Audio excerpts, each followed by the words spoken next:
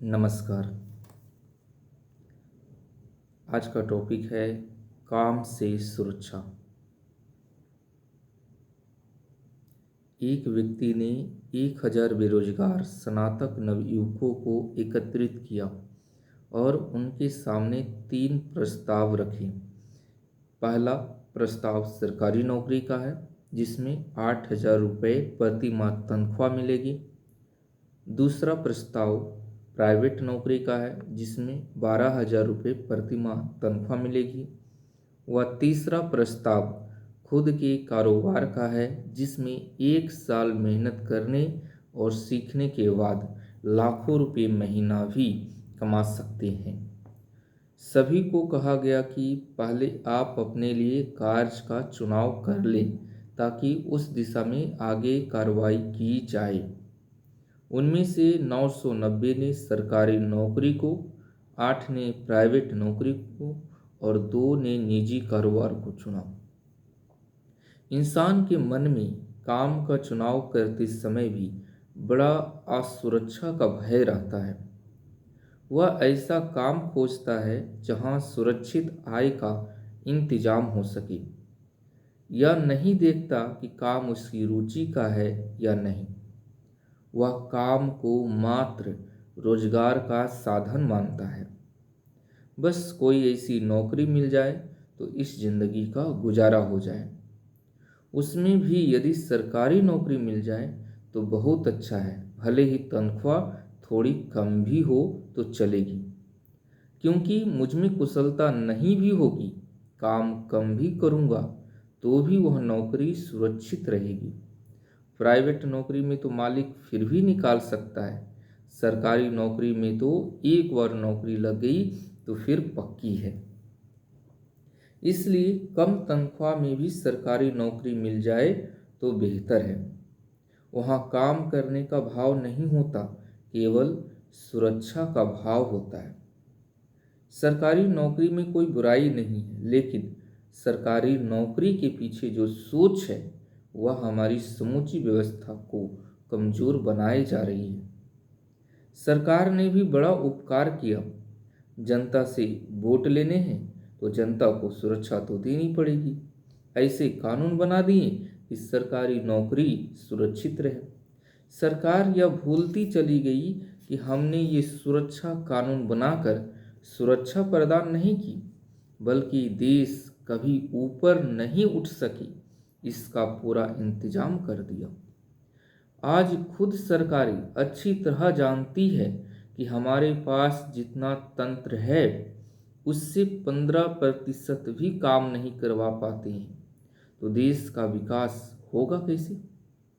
यही नहीं, प्राइवेट नौकरी में भी सुरक्षा प्रदान करने के लिए कई सारे श्रम कानून बना दिए। ये श्रम कानून कभी भी लोगों का भला नहीं कर सकते हैं, क्योंकि मालिक और नौकर दोनों के मन में सुरक्षा की तैयारी रहती है। मालिक भी सोच समझकर कदम उठाता है, ज़्यादा से ज़्यादा मशीनों से काम कराने की कोशिश करता है, ताकि कम से कम कर्मचारी रखने पड़े। कम से कम तनख्वाह निर्धारित करता है, ताकि कोई अनावश्यक दायित्व खड़ा ना हो जाए।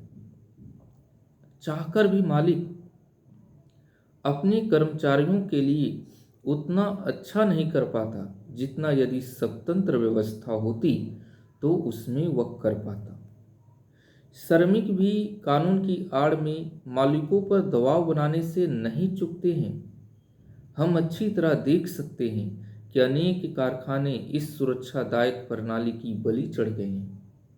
अंत तो गतवा नुकसान उन्हीं श्रमिकों का हुआ जो सुरक्षा ढूंढ रहे थे। यदि स्वतंत्र व्यवस्था कर दी जाए तो श्रमिकों का जीवन इससे कई गुना बेहतर हो सकता है। इन कानूनों ने मालिक और नौकर के बीच एक दूरी बना दी है। काम साथ में करना है, लेकिन मन में एक दूसरे के प्रति डर की भावना है। एक परिवार की भावना मिलकर विकास की भावना कभी नहीं आ सकती। इन श्रम कानूनों ने देश में आकर्मण्यता की धारणा विकसित कर दी है।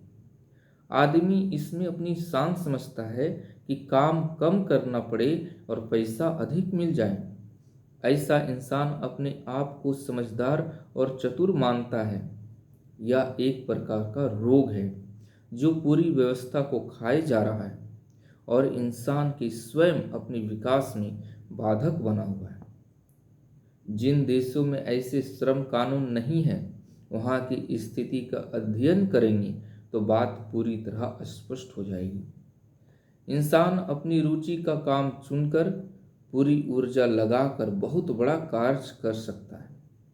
जहाँ काम अपनी पसंद का हो और उसके प्रति जुनून हो तो उस कार्य को करने की शक्ति जागृत होती है। कितना ही संघर्ष करना पड़े, वह उसके लिए अपने आप को तैयार कर पाता है और संघर्ष करने पर ही असली शक्तियों का जागरण होता है। पर हमें यहाँ आज सुरक्षा का भय लगता है कि क्या पता मैं यही नहीं कर पाया तो।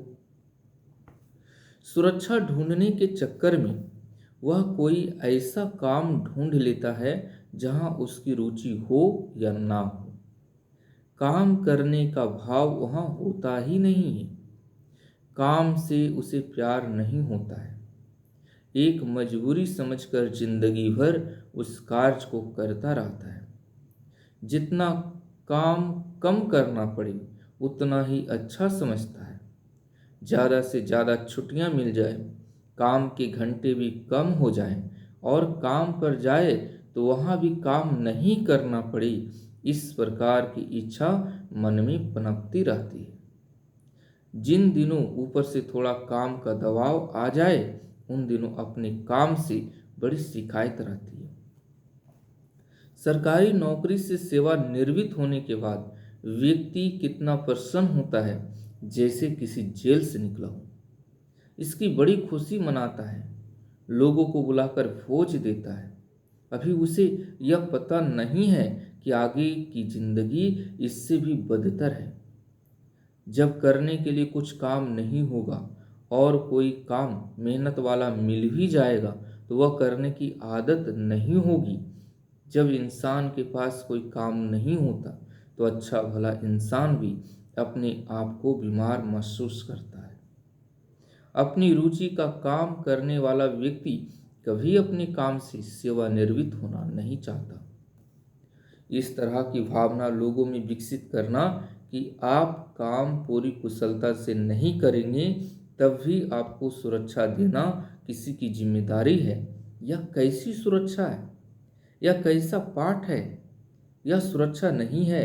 इस समाज में एक डर पैदा कर दिया गया है कि कोई यदि आपको सुरक्षा नहीं देता है तो आप बड़ी मुसीबत में फंस जाएंगे। आप में तो वह क्षमता ही नहीं है कि आप अपनी जिंदगी का गुजारा कर सके, इसीलिए आपको सुरक्षा दी जा रही है। यह एक बहुत बड़ा गलत कृत्य है। यह किसी भी इंसान की शक्तियों की हत्या है। यह समाज को कमजोर बनाए रखने की एक कूटनीतिक साजिश है। यदि स्वतंत्र व्यवस्था बनाई जाए, काम के आधार पर ही नौकरी मिले और नौकरी में तरक्की काम के आधार पर ही हो, काम के आधार पर ही नौकरी में रखा जाए तो लोगों में मेहनत करने की प्रवृत्ति बहुत बढ़ेगी। हर कोई ज़्यादा काम करने में रुचि लेगा। ज़्यादा काम करने वाले को हमेशा अच्छा समझा जाएगा। सब कुशलता पूर्वक काम करने के लिए ज़्यादा से ज़्यादा सीखने में रुचि लेंगे। इससे कार्य कुशलता और कार्य क्षमता बढ़ेगी। सामूहिक रूप से सोच में बड़ा बदलाव आएगा। इससे देश का बहुत विकास होगा। उत्पादन लागत कम होगी, वह उत्पादन क्षमता बढ़ेगी। सरकारी क्षेत्र के कार्य समय पर व अच्छी क्षमता से होने लगेंगे। लोगों की आय बढ़ेगी और आय बढ़ती जाएगी तो क्रय शक्ति बढ़ेगी। क्रय शक्ति बढ़ेगी तो उत्पादों की बिक्री व मांग बढ़ेगी।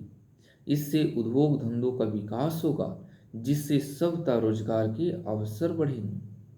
वास्तव में हम ठीक से समझने के लिए तैयार हो तो मानव शक्ति के अधिकतम उपयोग पर ही देश का विकास निर्भर है। हम इसको सुरक्षा की आड़ में जितना निरुपयोगी बनाते जाएंगे उतनी ही हमारे लिए यह शक्ति भार बनती जाएगी। दुनिया की सारी बेजान चीज़ें हमें बहुत उपयोगी लगती है।